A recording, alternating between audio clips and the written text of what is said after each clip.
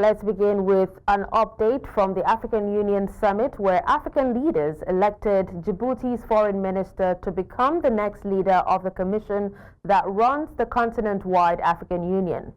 Mahmoud Ali Youssouf defeated Raila Odinga, a former prime minister of Kenya, and Richard Randriamandrato, an ex-foreign minister of Madagascar, in a vote at the AU summit in Addis Ababa, the Ethiopian capital.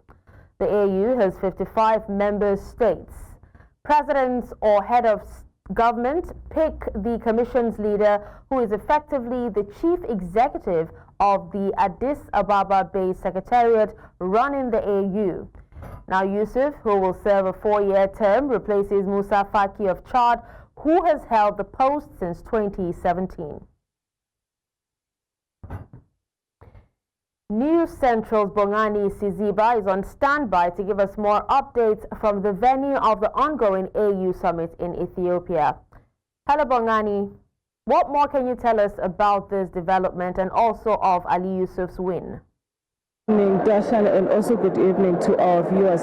Like you have rightfully said, Mahmoud Ali Youssouf has taken the reins as the leader of the AU Commission chairperson. But let me quickly just bring in the Minister of International Relations in South Africa, just to speak more about these elections and what South Africa has positioned itself, especially in the AU. Good evening, sir, and thank you so much for joining us, and thank you for your time.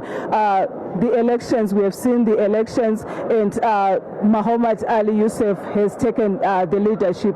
Your thoughts on his leadership that is coming? Yeah, it's congratulations to him, and hard luck to Mr. Odinga and other candidates who also participated.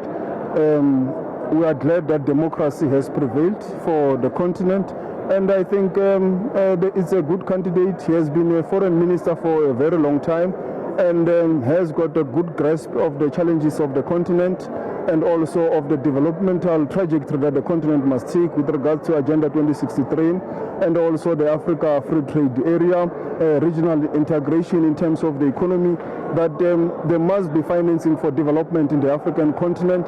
So I think we will give him all the support as member states of the AU for him to deliver on the Agenda 2063 and also on the policies and the programs that will be adopted here by this summit.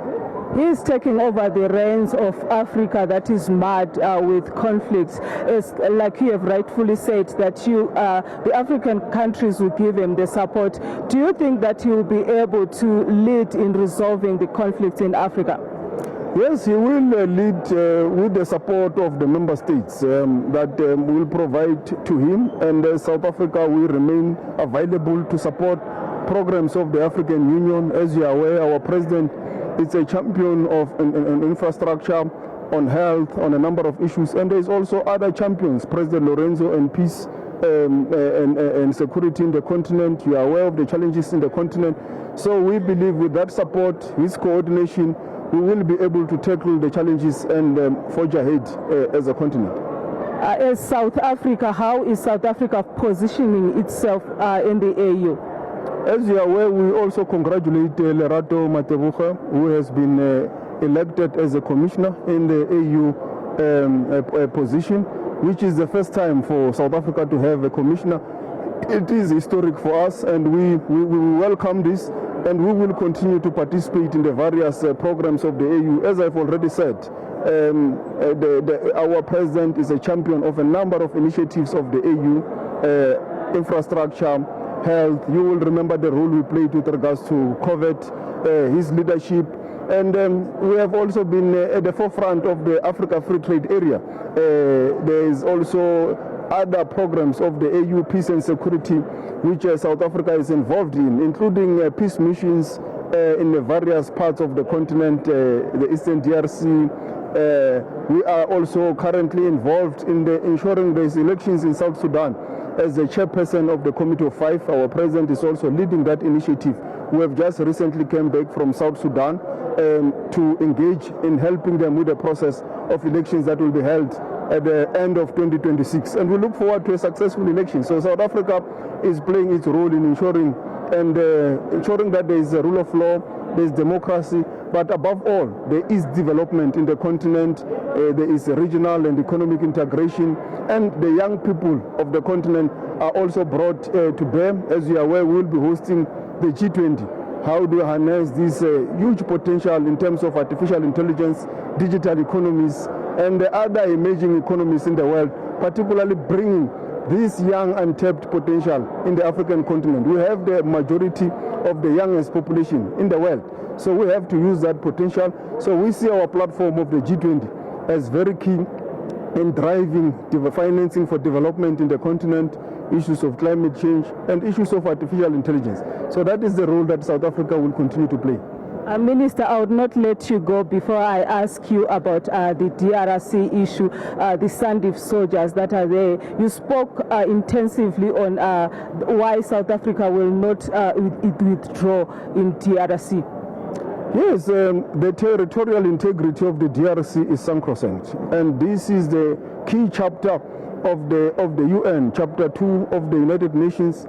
This is the key of sovereignty of any nation. It's very important, and that's why we believe it's important that we play a supporting role to the semi-DRC that has been deployed by SADC to the east of the DRC to ensure that there is respect for the territorial integrity of the DRC, and we support the outcome of the East Africa community of the SADC process in terms of the East Africa and SADC, in terms of calling for a ceasefire, allowing of humanitarian access, reopening of the Goma airport, and of all the parties involved in the conflict, state and non-state actors, to come together to engage in a dialogue that must achieve long-lasting peace in the DRC.